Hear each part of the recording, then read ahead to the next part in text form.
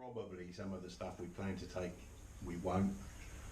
So in no particular order, this is stuff that over the last few months I've been putting in bags. Some of the stuff we took to Nottingham with us. I experimented with these bags. These are little Lomo 15, I think they're 15 litre bags. 15? Maybe they're 5, I can't remember. They're off of my Africa Twin, they go on the crash bars, but they're ideal for on the cull. They'll sit, and I'll show you a picture, on the little bag hooks on the inside of the fairing. I have one either side, so the weight is inside the frame and quite low down, so that works pretty well. So let's have a quick look, see what I've got in these, just to remind myself anyway, and sort of go through slowly what we've got. That's the pump, an electric pump. It's an Airman, again I had that for the Africa Twin, brilliant little thing. I've run power up under the seat to the 2-pin connector that goes into that, so we can easily plug that in.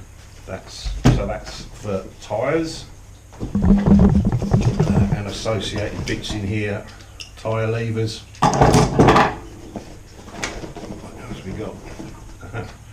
Tube, spare tube. I think I might have 2 of those. Yep, there's another one. 2 tubes. 3 tubes. That might be a bit excessive. What else have I got in here? Oh, just a strap of some kind. So that's that bag empty. There's a bit more space for that bag, so I can get a bit more in there, but essentially that's going to be tyre. I think we're going to put slime in the tubes to help, but that bag is punctures. The bit I haven't got, or we haven't got, I think Chris might have, are puncture repairs. If we want to go down that route, easiest thing is just to replace. Then of an evening we can repair tubes so we haven't lost a spare. But I think that's that plan. In the other bag, let's see what we got.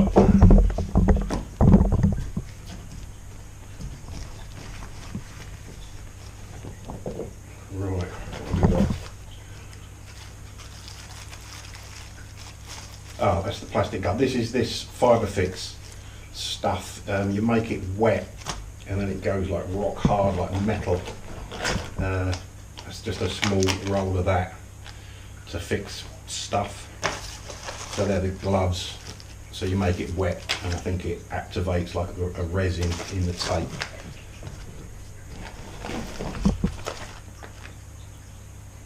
You've got to have plenty of cable ties. So cable ties, heavy duty Velcro, all bits for the Velcro. What's this?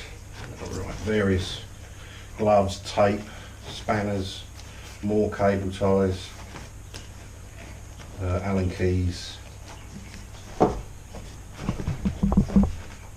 That's some oil. It's just a small amount, about 75 millilitres of oil.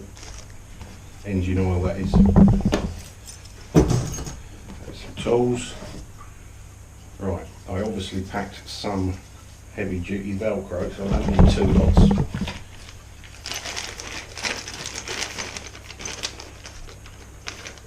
Snips, short screwdriver, 2 little Allen keys, plug spanner. More snips, so I've got 2 lots, don't need those. Oh, spare connector, that's that connector I was saying about underneath the seat, so if we needed to wire anything up quickly, we can get to, rather than digging out the battery, we can just connect it straight to the battery, and that's under the seat, so that will just give us just a worth carrying that. Strap. And that's that bag. So I think there's some redundancy in there. Let's have a quick look at the tools themselves. Chris has got that for us, which is a tool bag. So I'll move some of these tools. More snips. That's 3 lots of snips, so we definitely don't need 3 lots of snips. Bunch of drivers, pressure gauge, spanners, and an adjustable. I think that will get us up to about 22, which I think is what we need for the rear tyre. We'll need to check that to make sure. There's a 17. That came out of my dad's tools. It's actually a Suzuki, so that's coming with us regardless of whether we need it or not. But that's a 14 and a 17, so that'll get used if needed. Yeah, various others in there. That will go into the tool bag. Right, what else we got? So, also got, in terms of spares, sockets. 3 sockets, 15 to 14, 15, 14 and 17 I think, yeah. And I'm going to have a 16 on my bike. Mason Honda are going to be doing new sprockets front and rear and heavy duty chain. This is a cheap heavy duty chain that came with our rear sprockets, but we'll take that as a spare.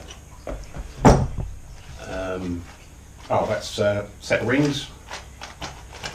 Again, that may be a bit excessive. And this is the side pod off of the car. So in here, again, we might transfer some of this stuff to there. But in there we've got valve adjuster, fuel filter, fuel line, some bulbs. That is the CDI unit, I think. That's a spare CDI unit. More bulbs and plugs. Some super glue, fuse.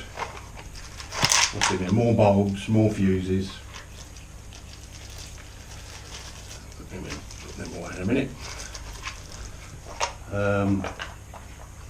Yeah, I think we've got that pretty much covered. Probably need to just lay all the tools out, make sure we've got everything we need from I think they go as low as 7 mil up to 22 I think.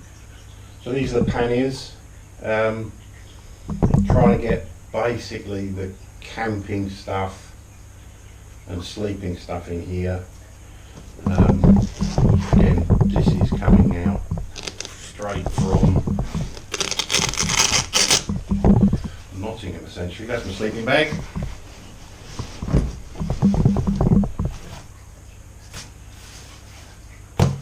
That is what it is. One mallet. One side, what else have I got? They're the waterproof covers for the panniers. What I'm probably going to do, because the way I attach these to the bike is difficult to get these on, so what I'll probably do is use them on the inside, so put everything in these because they're waterproof, then put them in with the pull ties at the top, so if these get wet, so be it, but everything inside will be dry. In addition to the sleeping bag, just got this, which is a 3 metre bivvy, essentially, tarpaulin. So we'll put that in here.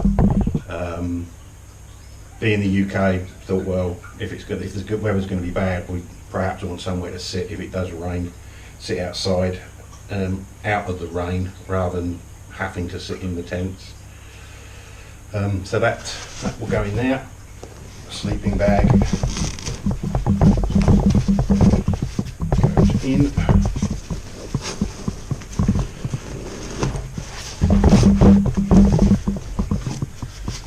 And that's that side of the pannier.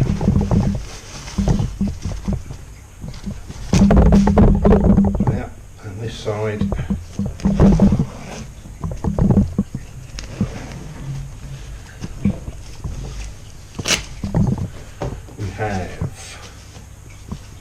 That's my new pillow, which I haven't tried yet.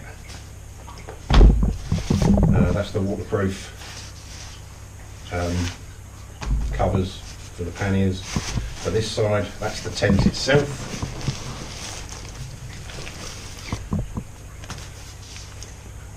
It's a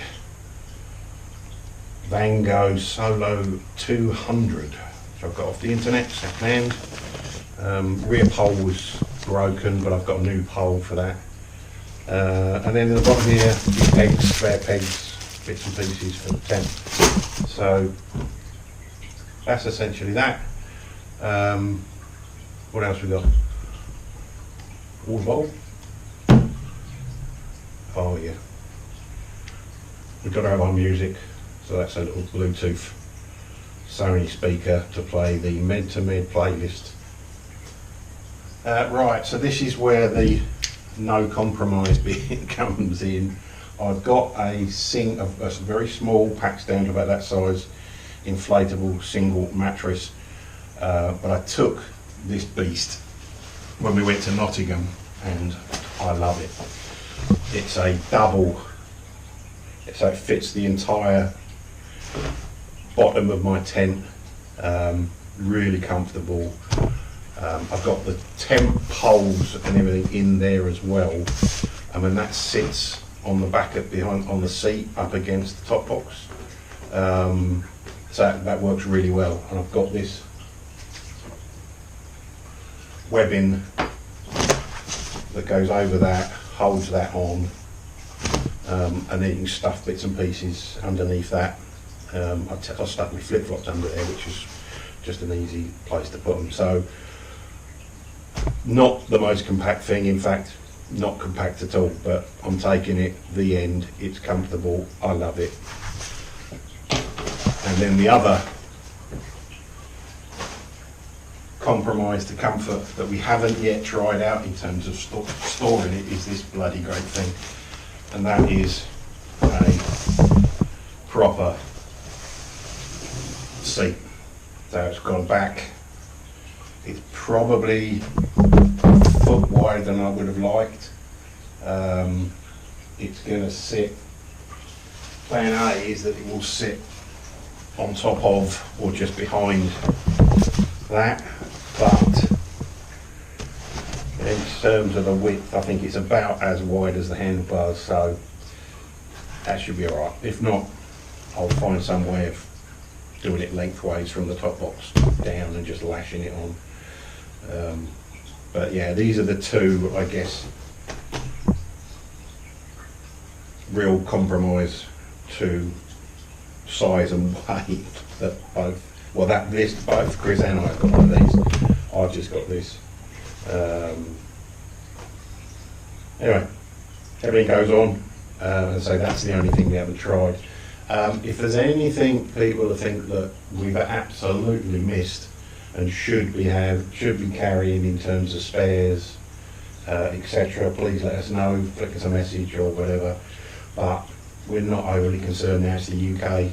We can get to garages, communicate effectively, get stuff ordered, get stuff shipped to us, even if we have to hang around in a location for a day. So, none of this is the end of the world now. But that's us. Thanks very much, and thanks for all your support. Thanks for putting up with us. Thanks for your donations.